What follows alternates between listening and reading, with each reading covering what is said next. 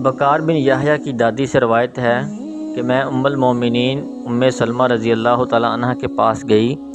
تو قریش کی ایک عورت نے ان سے حیض کے کپڑے میں نماز پڑھنے کے متعلق سوال کیا تو ام سلمہ نے کہا، رسول اللہ صلی اللہ علیہ وآلہ وسلم کے زمانے میں ہمیں حیض آتا تو ہم میں سے جسے حیض آتا وہ اپنے حیض کے دنوں میں ٹھہری رہتی، پھر وہ حیض سے پاک ہو جاتی تو ان کپڑوں کو جن میں وہ حیض سے ہوتی تھی دیکھتی، اگر ان میں کہیں خون لگا ہوتا تو ہم اسے دھو ڈالتے، پھر اس میں نماز پڑھتے، اور اگر ان میں کوئی چیز نہ لگی ہوتی تو ہم انہیں چھوڑ دیتے اور ہمیں ان میں نماز پڑھنے سے یہ چیز مانع نہ ہوتی۔ رہی ہم میں سے وہ عورت جس کے بال گندے ہوتے تو وہ